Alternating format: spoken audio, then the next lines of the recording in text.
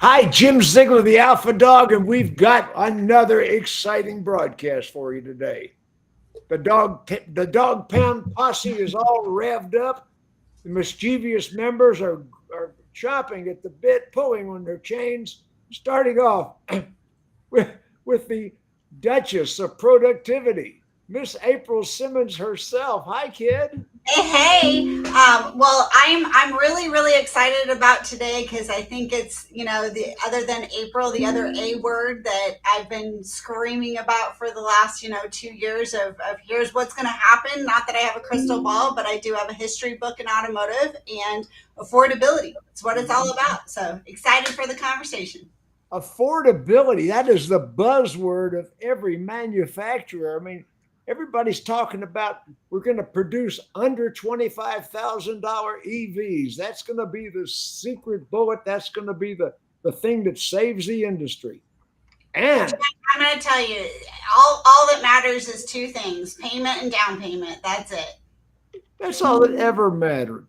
And now the empress of executive management, one of the most brilliant human beings in the known universe in the car business, Miss Jennifer Briggs herself. Hi, kid. Hey, Jim. I was biting my tongue there. I'm like, oh, I can't wait to see them where they're going to produce these units under 25,000 because we've not seen that in well over a decade and a half almost, it feels like. Well, I got to tell you now, the Chinese, according to Jeff Pohanka, are going to be bringing those into the country. Well, it depends, right? If they bring them in as is right now, the import fees will not allow for them to be under 25,000. And if they set up shop in Mexico, like a lot of them are planning for, it's going to be another 3 to 5 years before we actually see that solution. That will be a long way coming. In 2005, I was the keynote speaker for the New Jersey Dealers Convention. And I said to Malcolm Brickland's face, that ain't going to happen in a million years. Chinese cars are not coming ashore. Well, I did read last week about a Vietnamese manufacturer that got some U.S. franchises to agree. I think there's 12 locations, TBD. Raise your hand if you're going to buy a Vietnamese car. Listen, we all said that first about the Korean car. I wanted to just because you challenged it, but I didn't. Well, I'll tell you what, I want to see the Vietnamese cars come ashore. I think that's a good thing. You know, I was always wanting to retire to Vietnam and start a school for nail salons. Pineapple-ish. Watermelon, maybe. And oh, goodness. The Queen of BDC. Keeping everybody in line over here. The Queen of BDC. One of the most brilliant women in the internet space. A good friend of mine. Used to be.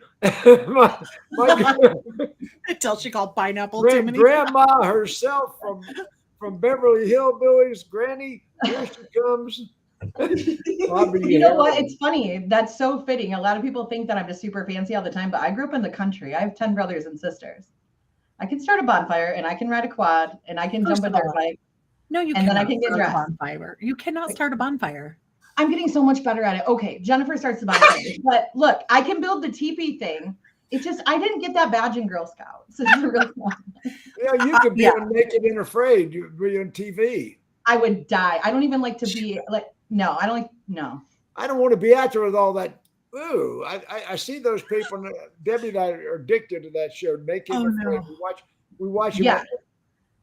I live the lifestyle I live because I want to be able to call pest control. I'm not taking snakes out on my own. No, those bugs bite the heck out of those people. That's terrible. Yeah, and I'm not into that. Direct from Moscow, Russia himself. Mad Cossack. I got that correct. The Mad Cossack, the curmudgeon himself, the sleeper cell from Russia, my good friend, Max Zanan.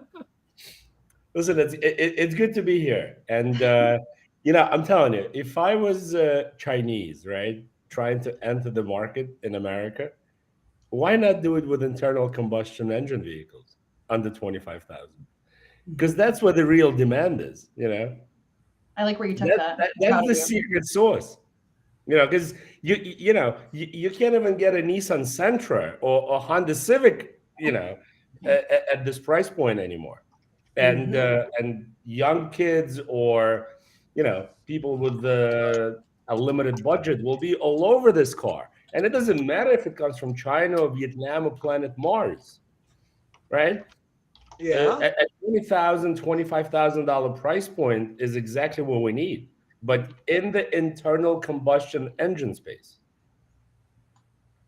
Well, the problem more than that, when they talk about affordability, is the credit crunch. Yeah. The credit crunch is going, and Jennifer, how long ago did I predict the credit crunch?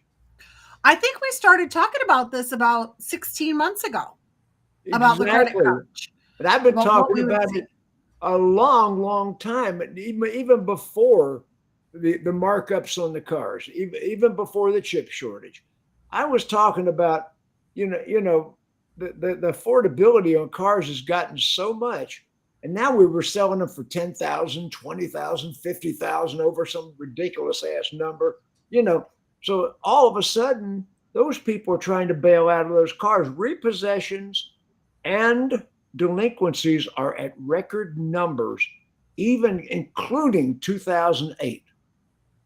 Including 2008, we have surpassed that in delinquencies and repos. That doesn't surprise me at all. It doesn't. I mean, I think about it with the average car payment currently being what, $720 or $40, somewhere around there. $740, which that's actually less than it was 2 years ago. But 2 years ago, we were selling all those inflated price cars. Right, the inflated. But in 2008, my mortgage was $780.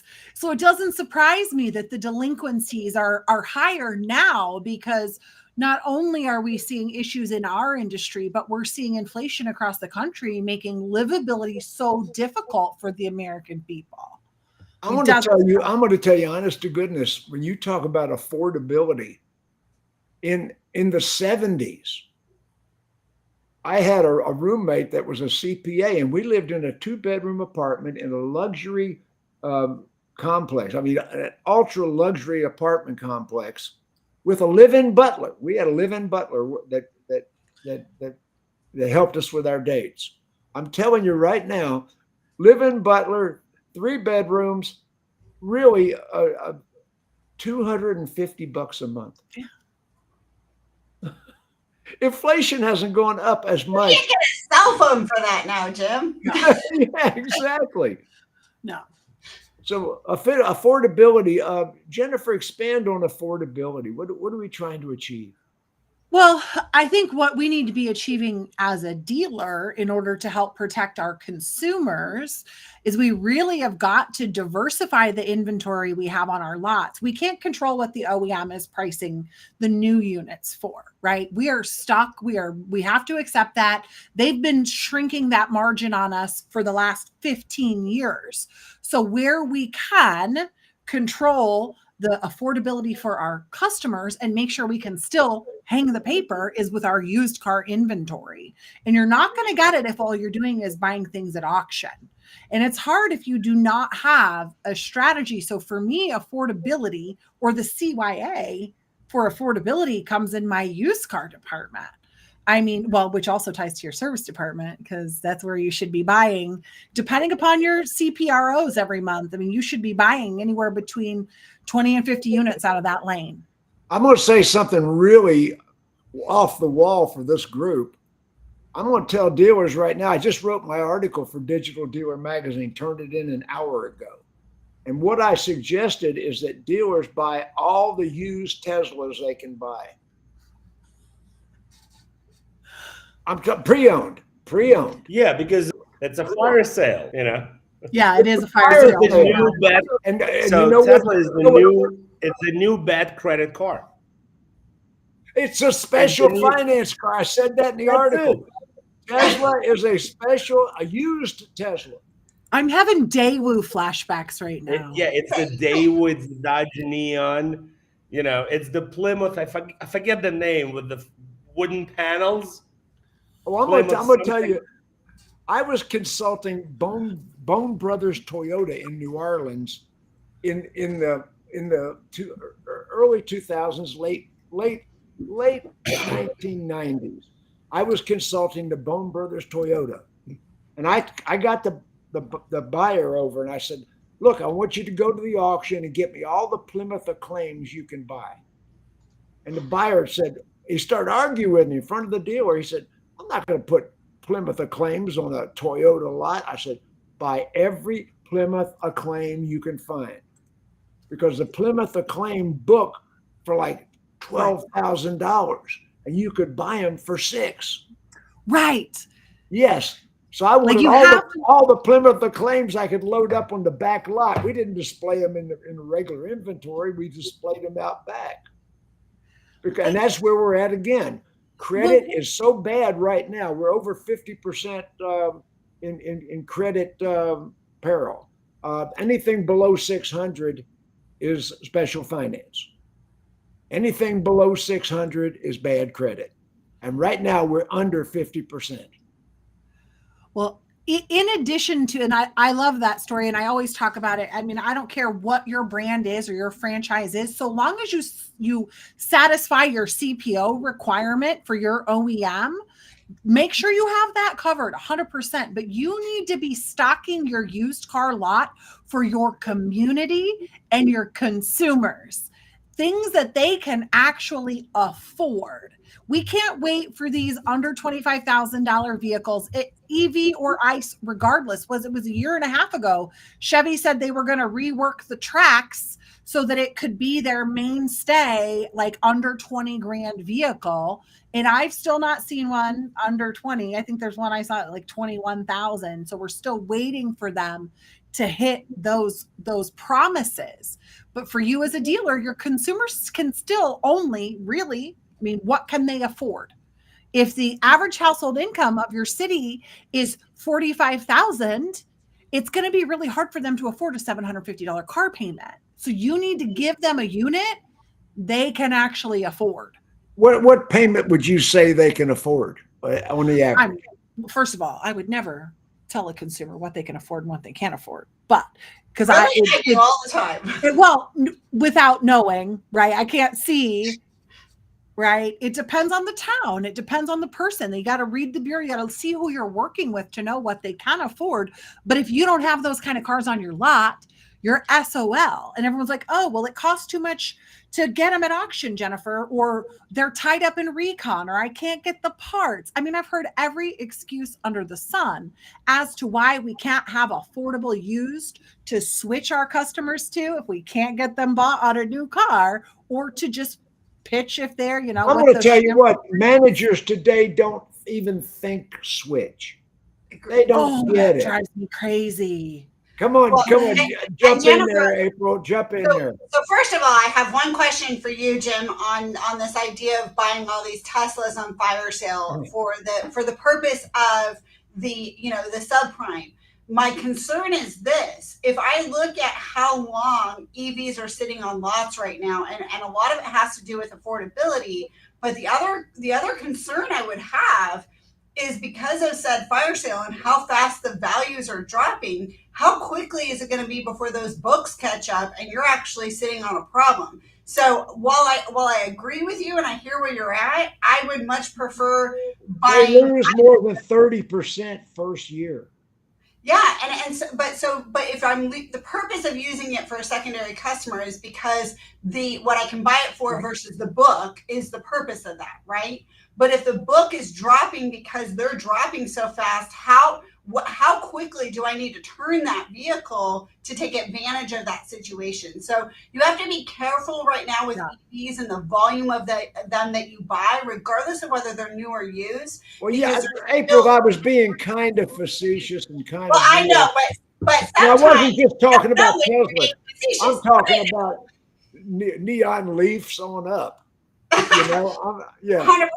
I'm talking about affordable EVs. And you've got to watch your turn. You've got it, like, it's not just about buying used cars right now and making sure you have the right book value so that you can put them in those, subprime customers. It's also understanding that you've got to turn this stuff faster, because if I'm buying it at a fire sale real quickly, those books are going to drop. So it's great to use it right now. But to Jennifer's point, a more stronger process. So another interesting thing that I've been working with, because Jim's right about, like, when we say switch, most people are like, what, the light? Like they don't know what we mean by the word switch. And it kind of goes both ways. I have, for instance, one of my Mazda stores where Mazda's come out with some great leases over the last little bit in my market. And I said, hey, this is a great opportunity to take that used customer who's coming in, looking at that $22,000 vehicle that's got 120,000 miles on it, that's going to be short-term, high rate, and at least showing them the lease if they can, right? Like, I'm not talking subprime now, but I'm talking about a customer who can get full warranty, a decent payment with a semi-low down payment, and take an opportunity of that. And we don't think about that. We haven't trained our people for so long in this art of the switch. So I think switching both sides, having enough inventory to drive people in, understanding if they can't get bought on a new car because they have some hiccups or issues, that we have the used car that they will get bought on. And then conversely, if you have some managers don't know how to negotiate, they don't know how to think like that. Managers have forgotten how to be managers. A lot of the managers I see in dealerships couldn't qualify to be salesmen 10 years ago. Well, it's true, but Jim, you also have to recognize that, like salespeople, a lot of our managers have never gone through a 2008 or gone through like anything where they had That's to what I'm getting think at. outside of the box, right? Like to really get creative in our approach and really look at the big picture and say, okay, I got 12 puzzle pieces here. How can I make this into a car deal? Let's hear from Bobbie a second. That's what it's about. Yeah, absolutely. I was playing with the audience. That's what I was doing. I was playing with the audience, answering stuff. I guess it matters in direction of exactly what you mean. I agree that the shift in how management handles car deals is completely different. We talked about it last week when we spoke about F&I, the rehash, the ability to LTV out a car and know what you're looking for, having interest rates that are reasonable in comparison to vehicle prices where we knew we were going. And so did everybody that doesn't want to admit it. When we were sky high selling cars because of an inventory shortage, putting way too much money in trades and then not accruing appropriately for what we did, was setting ourselves up for this failure. The one thing I think anybody could say they didn't know was, we were going to have this huge interest rate hike, but we always do. This is not new. It happens in cycles. It's an election year. Mm-hmm. There's a lot of politics going on. There's a lot of uncertainty in the world. There's wars waging everywhere. Of course, we're going to have a perfect blend of nonsense. I would say that the people who have really embraced all the challenges and the changes they had over the last couple of years, those dealers, I'm watching kill it, because they just went through having nothing to sell. So when they did it right, they had right. Nothing to sell, but what they did have, they sold for too much money. Right. But there are a lot of dealer groups out there that they're doing just fine through this portion of it. And they're going back to saying subprime is something that we're going to work with. We're going to have to, and we're going to have to develop a difference. There is no subprime. Yeah, we're going to have to develop about the only source after Cap 1's tightened up. Everybody's tightened up right now. The lenders are withdrawing from the market. That was the other thing we saw in the stats. I would love to hear from the audience to tell us, like, who are you guys using and why, and what's your favorite? And you're on the ground. Who are your subprime sources? Because Max is going to have to change. I'll throw this one last thing in and then pause for a minute. I know everybody gets frustrated when I say customer experience, but look, the days of telling somebody sit in the lobby for 4 hours while we figure something out are done and over with. The numbers show that. Not that you can't do that sometimes, but you don't have to. Nobody will come back to you with more loyalty than a subprime customer who you help. And I don't care if you call it an under 6, an over 6, or whatever it is. If you're actually legit and you help, you don't have to do that to somebody, and they will come back to you because nobody else is taking care of them. It should be not difficult right now to get a leg up on your competition.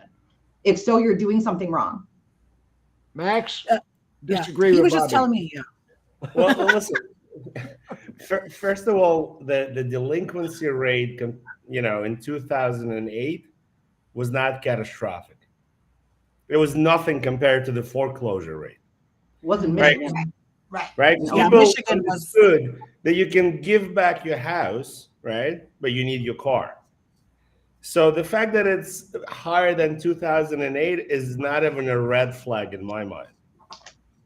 So that's number one. Number two, affordability comes down to OEM pricing on the new car side, right? And some people got really greedy. Pricing doesn't matter. It's all about payments. No, but pricing does matter because the sale price of the car determines your payment, right? Hi, And during COVID, OEMs realized that car dealers were marking up the cars, and they said, "Wait a second, why don't we just mark up the MSRP?" Right? And at this point, unless, and I've been saying it, I think for the last 2 years, unless all these guys come out with heavy duty rebates, and I'm talking about $12,000, $15,000, $20,000 rebates, right? I saw up to 10K on a GMC last month.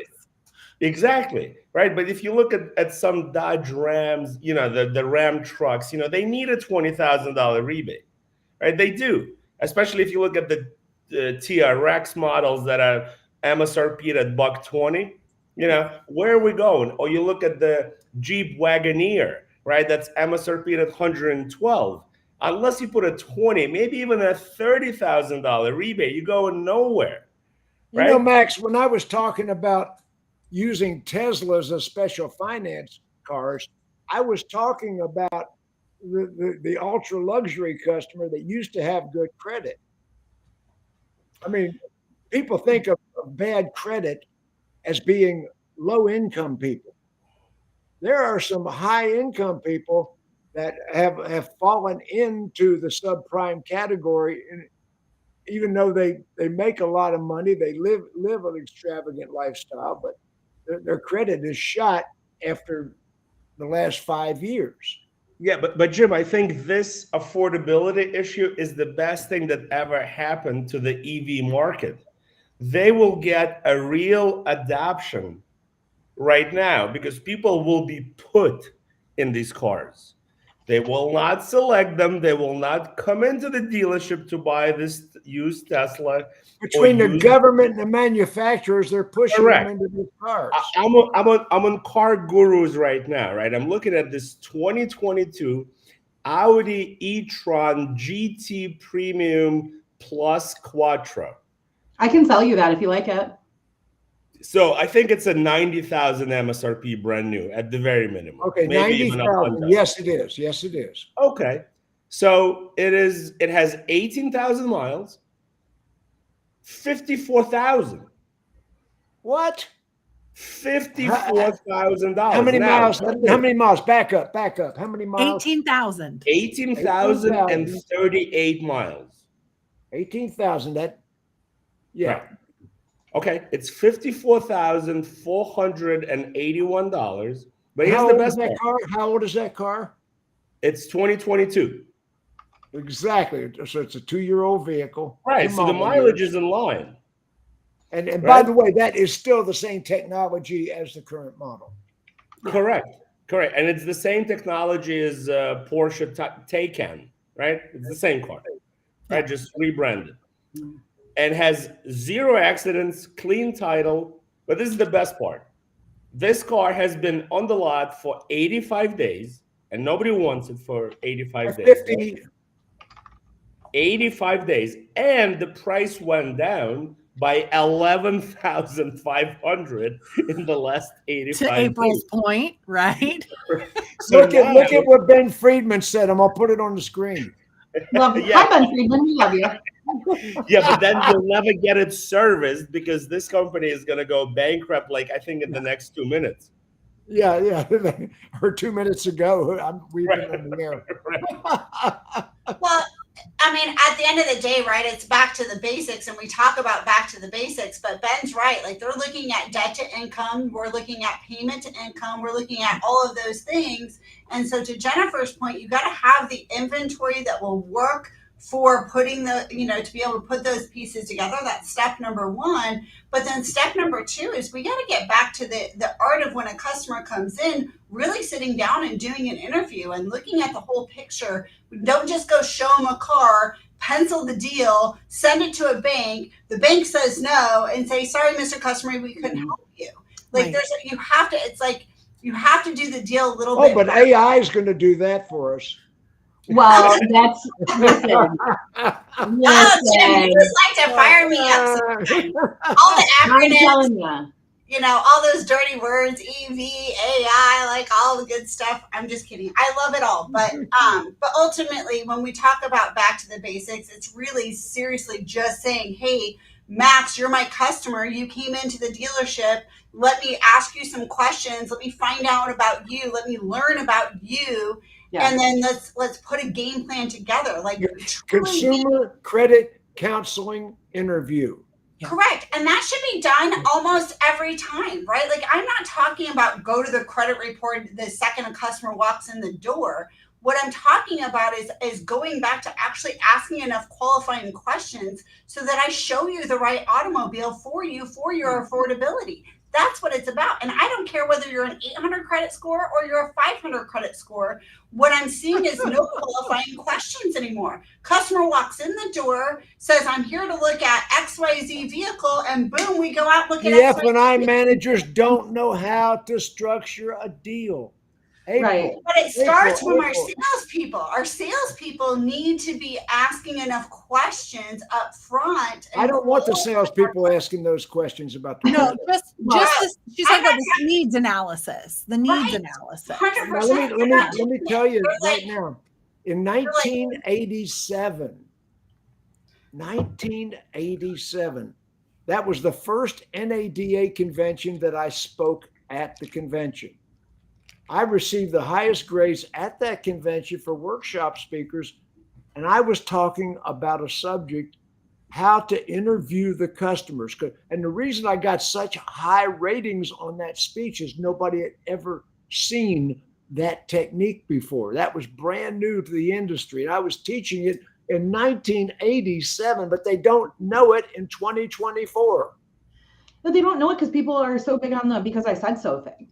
That's the thing. We've aged into a group of managers who grew up hearing because I said so. And because I said so, whether you like it or not, it doesn't mean people do things. Do I think that because I said so is a reason you should do your job? Yes, I do. Do I think that will make people do it when I'm not looking? Absolutely not. But I think where we've really gotten different too is we've always asked those questions, or we should have, when it came to what we called a subprime customer. Thank you. Now is that the banks are using data-driven decisions. We're seeing these questions on 800 plus credit scores. We're seeing requests for income on prime buyers who've never defaulted. When COVID-19 hit and the old playbook for assessing credit kind of went out the window, and overnight, banks had to switch gears and embrace the world of like a high frequency, real-time data. And for the automotive sector, the shift wasn't just necessary, it was survival for those banks. It's really frustrating from our perspective and our point of view, being in the dealership, working deals every day, dealing with the OEMs. But the truth is, if all of those banks end up in bankruptcy, we don't have any banks. And that's part of the reason that subprime has pulled back so much. I was a big, I don't like politics, so I'm throwing this out as a fact, not as an opinion. The truth is, like, people had such a sway in their income over the last couple of years, whether it was due to them, due to shutdowns, due to supplements, that you become reliant on what you're making or what you have made. It doesn't even mean somebody has spent out of their wherewithal as much as it means that other things impact it. So now we have banks going, I want proof of income on a second unit on an 840. And you're like, wait, what? When did that start? It's even more of a reason to remember the relationships with your bank, your buyer, your assessor, everything is more important than it has ever been. And the laziness of a finance manager, and anybody in the audience who wants to get pissed and like, oh, she's never done finance. Yes, I have. And I'll do it against you in a store.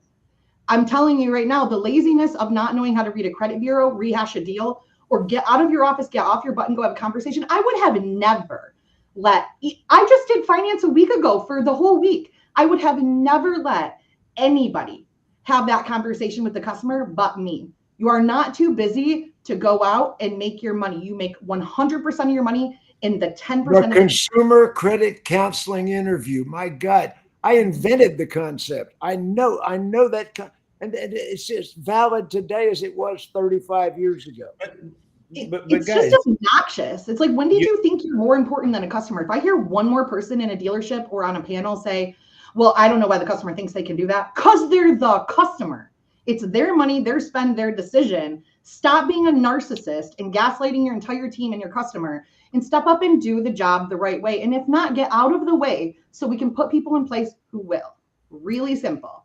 listen, guys, I think you have to treat every customer as a subprime customer, right? Because of the debt to income issue, right? Because inflation is real and everything went up in price, whether it's car insurance, your rent, your mortgage payment. Just look at the interest rates, right? Your groceries. So everybody has to be treated as if they had bad credit. It doesn't matter if you're an 840, and I think you should run credit immediately before you show any cars, just to understand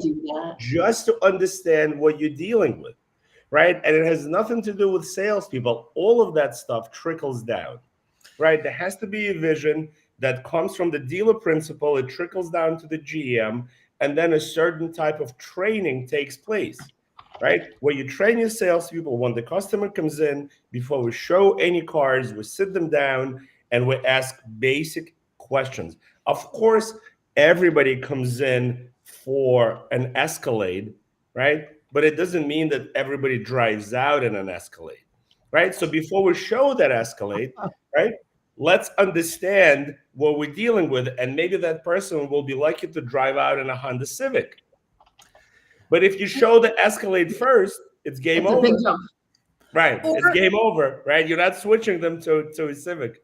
No. Or at a bare minimum, and I'm going to take it even away from the banks or whatever, and we're talking about affordability, you need to look at your desking system and you need to pull the average interest rates for the consumers that you guys contracted in the last 90 days.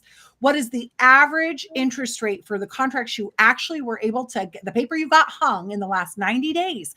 Take a look at your desking system to see what is the interest on your first pencil. Because if you're still at 299, you're not getting anybody done at that rate. So of course you're going to have issues and friction. But I want to, again, affordability has a lot to do with cost, right? Whether it's the MSRP or what the invoice is on the cars, but it's a lot about cost. So we're seeing more and more stores. And for me, it blows my mind because I feel like I grew up in the scarcity of 2008 in the dealerships. Like, we had our own leasing company at the first automotive group that I worked for. And if we had customers, subprime we couldn't get done, we put them in a short-term 12-month lease through our own leasing company. We had our own. Now that brings up another subject. Thank you for bringing that up, because one of the answers to the banks tightening up is Lithia driveway. I think is driveway. Yes, driveway. Driveway and AutoNation have started their own finance companies. Tom Wood has their own finance company. A lot of dealer groups, whether they're big publics or smaller groups, the people who are trying to make sure they can best serve their customers are finding solutions. And I remember when I was Lynn Hickey Dodge, you know, Evel Knievel blowing up the car. When Lynn Hickey Dodge was setting the world record, he actually had a finance company, Dakota Finance. This was a real finance company. And he would sell the paper to his own finance company and then sell it off to another finance company. No, they didn't, they threw the book away. They put whatever it took into a used car to make a deal. Well, that brings up another point on controlling costs for affordability that I wanted to make on top of the leasing there, Jim, is that for your reconditioning expenses, if it's not a CPO, you don't need to run it through your A shop. Why don't you have, and again, this is something my whole career, because I grew up in Michigan dealerships during the time of the recession is when I came into operations. We had a we owned the company, so it wasn't like we were subletting it. You know, it was from one pocket of the dealer to the other pocket, a offsite service center. It was just like a mile down the road. And if it was not a CPO unit, it ran through and that was my first service center I ever got to run. It ran through there. And so if you're not controlling your costs, if you can't afford to do that, you really need to take a look at what's happening in your service department. And maybe that's how you're training your techs. Take a couple of those bays and have specific for your internals that are not CPO, so you can control those costs, because your costs can become an affordability problem for your consumer. And if you're not effectively managing that inventory investment, it's going to make it really difficult. Sorry, guys. Sorry. The former accounting lady gets real fired up about affordability. Well, Max wanted to jump in on that. Get it, Max. I think Bobbie was asking, what banks are people are using. And I actually had an hour-long conversation with Jennifer before the broadcast. So first, I want to say, guys, if you ever need help, with the stuff that a normal type A personality in a car dealership cannot process, right? I would pay anything to Jennifer to handle that. Whether it's your CRM, your DMS, I mean, this is your person, right? That's number one. Number two, I told you that when I was at the Agent Summit in Las Vegas 2 weeks ago, I met with a company called Agora. And Agora is basically founded by the guys that started AmeriCredit 30 years ago. And they can help you put everybody behind the wheel. They don't care if it's a 0 credit score, 300 credit score, TIN number, as long as you have normal STIPs, proof of income, proof of residence, and proof of insurance, everybody drives. And they advance up to, I think, 135, 145% LTV, which is bananas, right? That is bananas. Is that with back one? Is that just front? Can I get like a plus gap? No, this is out of the door. Out of the door.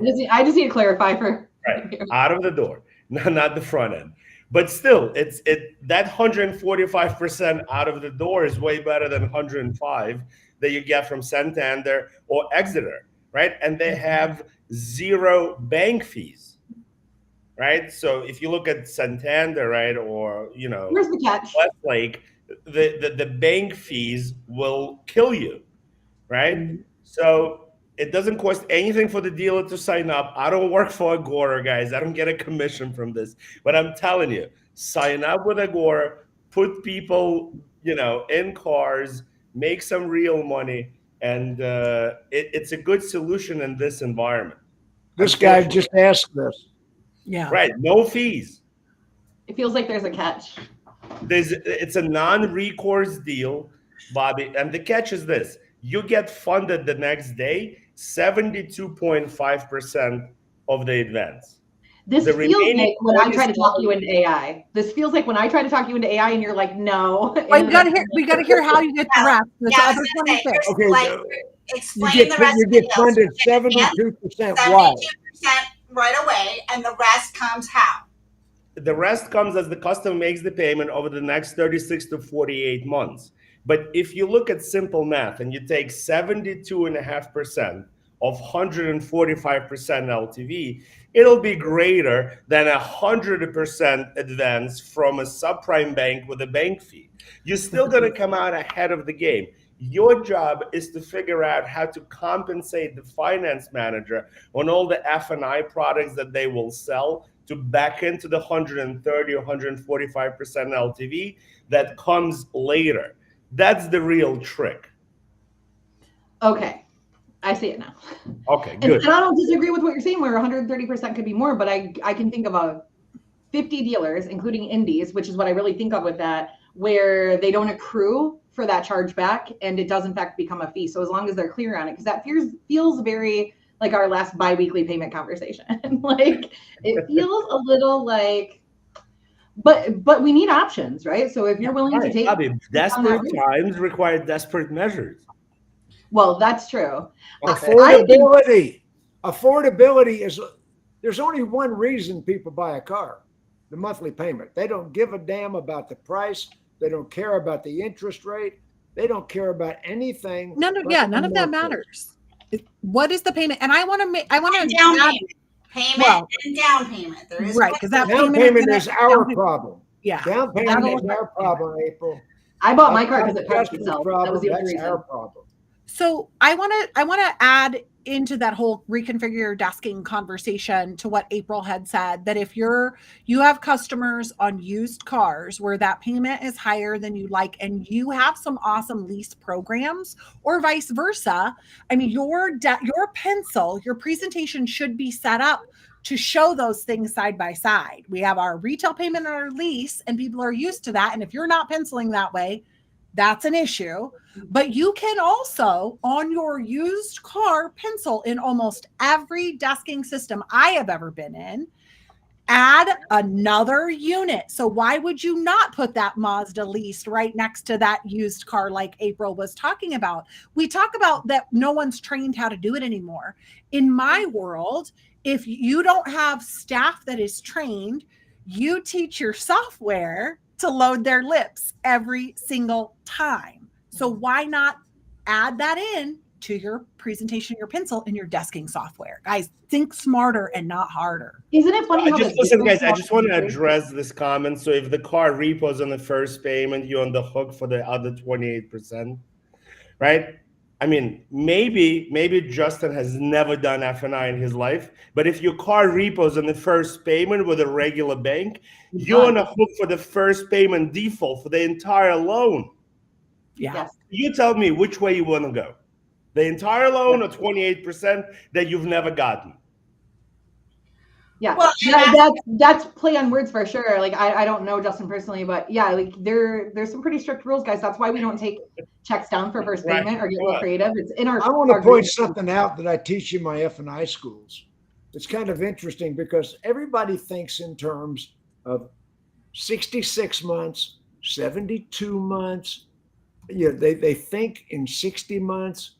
They don't think in odd months. We need to teach our F&I managers to add one payment at a time. One payment at a time. Don't go to from 66 to 72 months. Go to 67 months. Then try 68 months. Because all the rate sheets that you've got from the bank say up to 66 months, up to 72 months. Go in between months. Remember, 80% of a payment is dealer profit. Yeah. 80% of a payment, 20% the bank takes it. Well, no matter what the interest rate is, if you look over the 5-year APR, it goes 6-year APR goes about 20%. So the bank keeps about 20%, 80% is the dealer's money.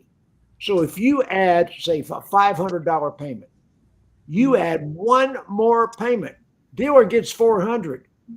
One more payment, you picked up $400 additional dollars in the deal. Just on a $500 payment. On a $900 payment or a $1,000 payment, you still picked up $800 by adding one more payment. Does everybody got that? Mm-hmm. Yeah. I mean, I learned it in your F&I class. Yeah, you did. Here's a scale. Like F&I managers jump at 6-month increments. They don't know you can go in between. It's a sales BDC pro tip, guys. Real simple. F&I can do it too. This is the simplest thing ever. In all the stores that I look at, work with, stand in front of on stages, people ask me questions. They say things like, well, you know, we follow up with the customer for this long when they've been in the showroom and they didn't buy for this long, which is malarkey because it's usually like 3 days, if that. But the truth is, if you're dealing with what everybody is dealing with right now, customers are getting a reality check everywhere they go and everybody they talk to. So don't be afraid to give numbers and talk about things. And people are like, well, then they have the numbers. They have the numbers anyways. We've had this conversation.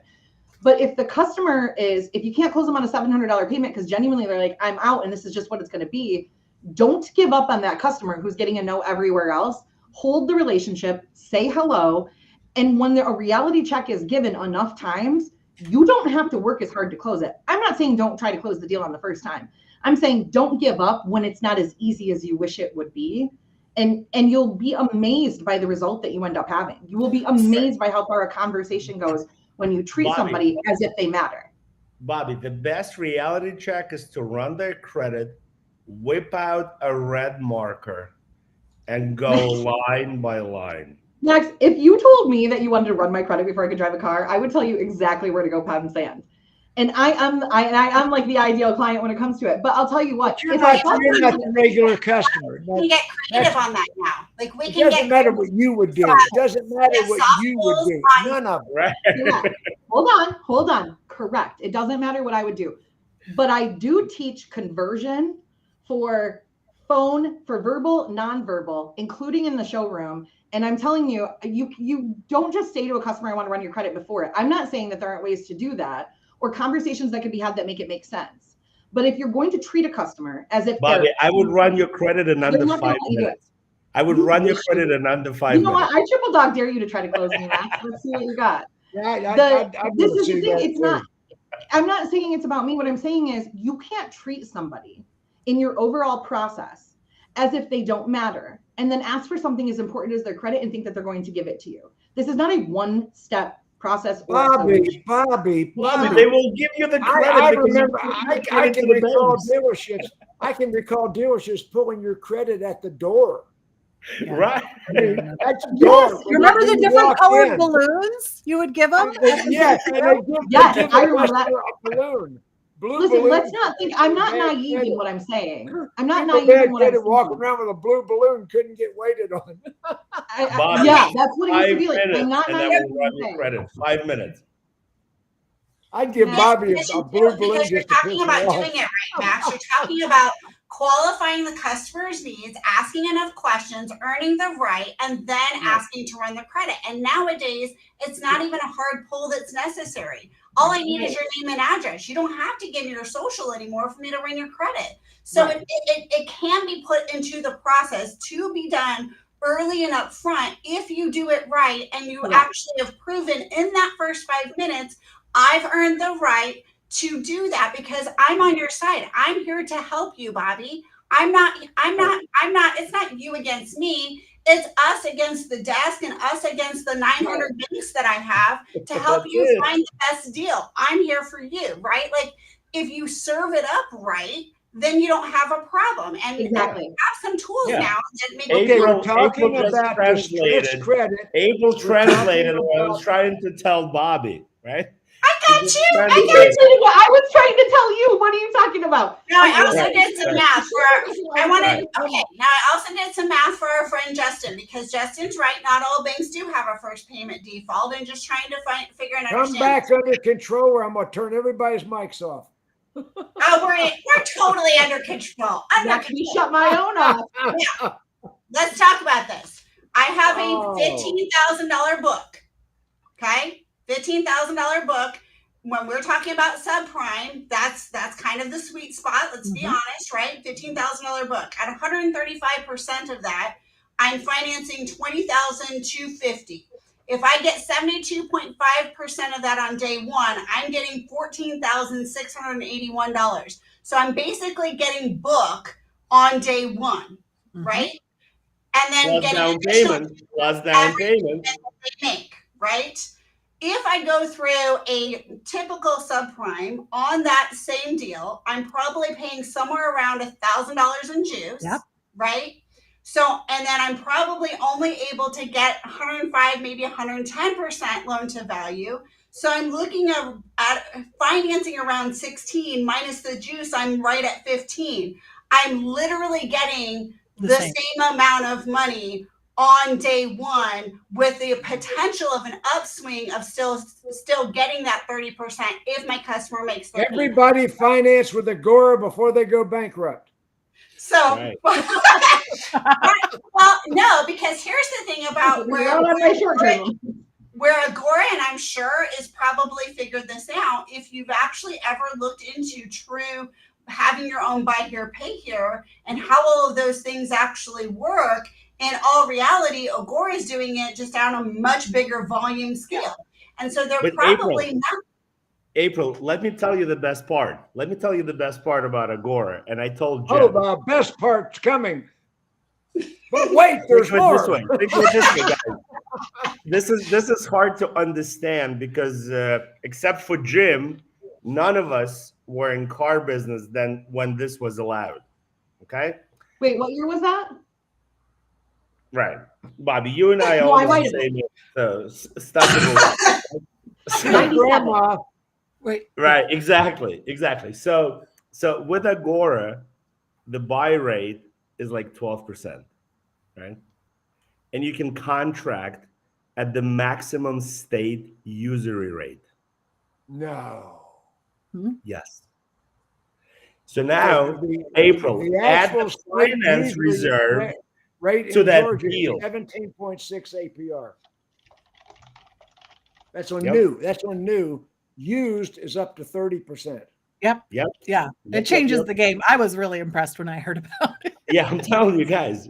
Again, I don't work for Agora, but you have to be brain dead not to do it. Things that make you go, I'm Doesn't scheduling Agora a mean conversation. sheep's And I'll tell you how they do it, guys. It's really I wanna simple. know. They don't hold on to the paper like any other bank. They immediately repackage it, sell it on Wall Street, and transfer the risk. That's all it is. They make a couple of points, right? So they get the money at 10%, sell it to the dealer at 12%, then repackage it and sell it in tranches on Wall Street. They will not be gone tomorrow, guys. Do And it. then they turn around and they explain. make money every time. They make money in their collections. They make money in their repos when they turn around and resell that car. They make money. Like there's so many different layers. The unintended. And let me tell you who does. advantages. Let me tell you who does their collections to put your mind at ease. Westlake does their collections. Interesting. yeah. Westlake has pulled back tremendously. They're hardly financing anything. So if you Yeah, can't but get it they're very financed at good in Westlake, collections, Jim. Westlake knows how to collect. Yeah, that's really interesting. I mean, I think that is a real solution because and again, we keep talking about, 2008 and the last recession. I mean, again, we got real creative and it was crazy in Michigan. It was different than it was. And Bobbie can attest to that, than other parts of the country. Like we had to get extra creative. And that meant as the mortgage market was crashing, we actually, at the group I worked for, were hiring former mortgage people and opening buy here, pay here lots with the mortgage people. And we didn't hold that paper for the full term of what we were contracting people for. Like there are so many things. And if you don't want to have to figure out how to do your own buy here, pay here, why wouldn't you look at a company like Agora? Yeah. Right. You have all of the benefits of it. You guys got to be like Stephanie on the sideline, right? She's like, just do it before they're gone. That's all it is. Nobody's going to get married to them, right? Like Stephanie's into money. Well, even that nowadays, that's only 50-50 too. Everybody here seen my old friend Agora. I just looked around and they were gone. It looks like they were founded in 2017 and they do use Westlake to handle their back-end operations, including customer service. So that's interesting. I want to look at it, but for the record, and you're welcome, Bobbie. You're welcome, Bobbie. Thank you, Max. This is why it's a pleasure to have you as a friend and a colleague. The things I learned from you, like Max doesn't like you. But Agora is actually registered in the United States as a company that's a data company. Agora Data is the actual name. Right up your alley, right? Right up your alley. Interesting fact AI and everything. They don't handle their back end operations. They don't handle their collections. Yeah, I would be definitely interested in looking at the opportunities that they have and hearing from some dealers who are using them. So if any of our audience is using them, like give us some feedback. This is why we're doing this. But the point is, Bobbie, I like how you tried to fact check me in real time. I did. Yeah, and I also have a cooler coffee mug than you. Look. Welcome to my world, Max. The point is, credit is drying up. Delinquencies are double what they were 5 years ago. Delinquencies and repossessions are at all-time records, even more than in the early mid-2000s. I'm telling you right now, we've got to find creative ways to put these deals together. And the manufacturers aren't helping. loading up these cars with every accessory and every luxury option. I mean, the manufacturers, they're every not repo helping is an at all. opportunity for a sale. It's all in how you look at it with a silver lining. Every repo is an opportunity to put a new dream in somebody's driveway. That's what I say. But right now, EVs are crashing hard. I mean, they're, as this whole panel predicted months and months ago, EVs are crashing. Yes. Yes. I mean, it's terrible. We had Jeff Bohanko on a couple of weeks back, and he was predicting all of this. And the industry, they're charging ahead. They're introducing new EV models like there's no tomorrow. Automotive snooze. Every single page is about how wonderful EVs are. At least 25% of 30% of the whole edition. Yeah, exactly. 25 of 30 divided by 4. Bobbie, we got 5 minutes left. What have we not talked about that you would like to talk about? Oh my gosh, so much. I think more important than thinking about what we didn't talk about for me is to remind everybody that, especially because I hope that finance managers are really listening to this and not taking it as they're just being jerks, they don't like us, whatever. That's not true. Most of us are finance managers and have been. But I will tell you this, a trusted advisor beats a salesperson any day. With high financing costs, customers need value more than ever. When they trust you, they listen. That's when you can successfully introduce extras, from extended warranties to service packages, and that's when you have the right to ask for credit. If you send a 20-year-old kid out to me and ask for my credit, it's not happening. If a finance manager comes out and gives me an authentic reason, has a conversation, and shows that I matter to them, regardless of whether I buy or not, I am more likely to. That's age discrimination. No, it's not age discrimination. Did you just call pineapple on Bobbie? She did. It's titled. I won't give a 50-year-old salesperson my credit information either, because from the consumer perspective, that person's not qualified to handle my data. And I know from working internally that somebody's going to leave it on a desk somewhere, fail compliance, and get my credit stolen. But if I have a real conversation with somebody who treats me like I matter, I'm more likely to trust them. And in addition, at the end, I'm more likely to retain my financing there and to trust what you tell me about additional upsells. It's just stupid not to. Get out of your office. Well, you gotta. Stephanie Marie Yamansky. Nice, Steph. Stephanie Marie Yamasaki, I have run out of all those chocolate macadamia nuts you gave me from Hawaii. She's lovely. Just saying. If you want to send some. Stephanie, you remember you gave me those chocolate macadamia nuts, and I'm out of no. She's lovely. Max, hit the last couple of minutes here. Hit a couple of them. I mean, guys, at the end of the day, dealers need to sell cars, right? So you have to be creative, because the playbook from COVID no longer works, right? So you have two options. First option is you have to really put pressure on the OEMs through the dealer council and explain basic facts of life that people cannot afford these cars, right? That's number one. You got to go to these OEM meetings, whether it's in Las Vegas or wherever they are, and really speak your mind, right? That's number one. Number two, when it comes to used cars, Jim is right. If you want to capitalize on the current situation, you got to put people in EVs. You have to. It doesn't matter if it's Tesla. Never thought I'd hear him say that. Never.